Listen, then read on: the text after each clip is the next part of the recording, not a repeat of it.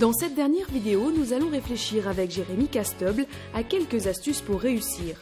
Comment se démarquer des autres projets et attirer l'attention des financeurs? Quelles pratiques sont à découvrir et comment aller de l'avant? Des tas de solutions existent, applications, réseaux sociaux, arrondis solidaires.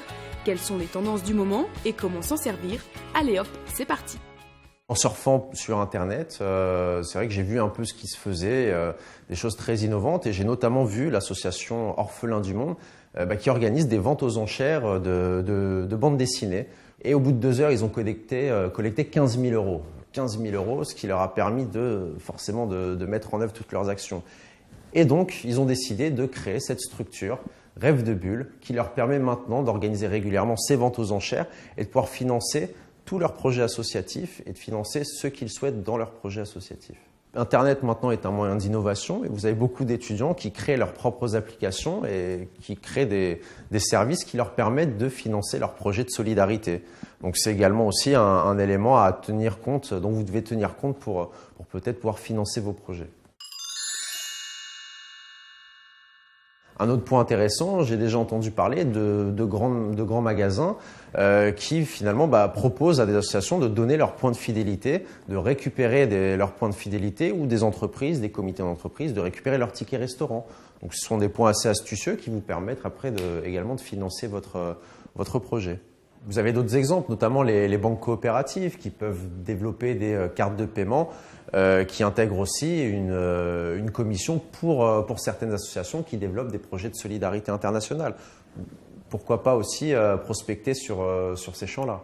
D'autres tendances se développent, notamment avec les sites de e-commerce. Je vais vous donner l'exemple du collectif ASA, qui a noué un partenariat avec le site internet Amazon et qui permet à ASA d'avoir une commission sur chacun des achats effectués sur Amazon à partir de leur site internet. Donc c'est encore un autre moyen de pouvoir financer son projet. Mais n'oubliez pas non plus les bonnes vieilles techniques de collecte de fonds et démarcher des personnes que vous connaissez, organiser des rencontres, des réunions entre amis, entre collègues pour collecter des fonds et pourquoi pas même auprès des commerçants que vous connaissez, faites des petites boîtes à tirelire pour récupérer de l'argent. Donc servez-vous de vos compétences, servez-vous des compétences de vos amis, de vos connaissances et vous pourrez sûrement trouver des moyens innovants de financer vos projets.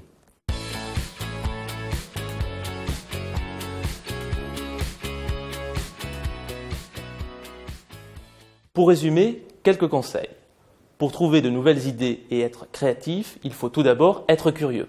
Il faut prendre le temps de découvrir ce qui se fait ailleurs et rencontrer d'autres acteurs afin de partager leurs expériences enrichissantes. Être innovant, ça se travaille.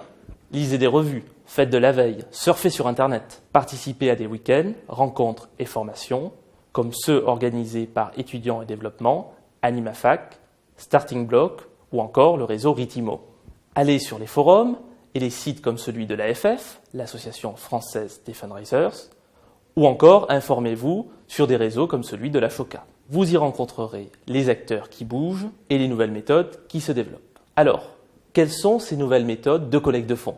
Les plateformes participatives dont nous avons déjà parlé, mais aussi les dons indolores. Les dons indolores font appel à des microdons venant de la part de nombreuses personnes issues d'actes de la vie quotidienne.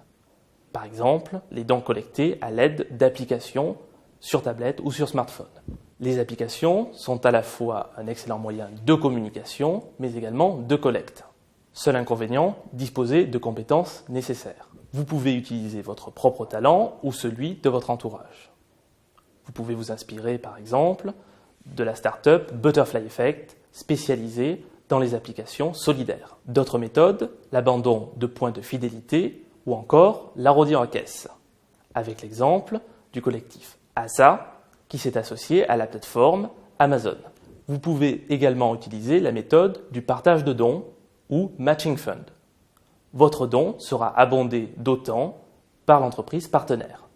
Du côté des banques, de nouvelles méthodes se développent, avec des cartes sur lesquelles un pourcentage est prélevé et va directement à l'association. C'est le cas du crédit coopératif avec sa carte Agir. Voilà, nous sommes arrivés à la fin de cette première formation. Nous espérons que nos conseils vous auront été utiles et que cela vous permettra de réaliser de beaux projets. À très bientôt. Et maintenant, c'est à vous de jouer et de relever notre dernier défi. En espérant que vous avez passé de bons moments avec nous. À très bientôt.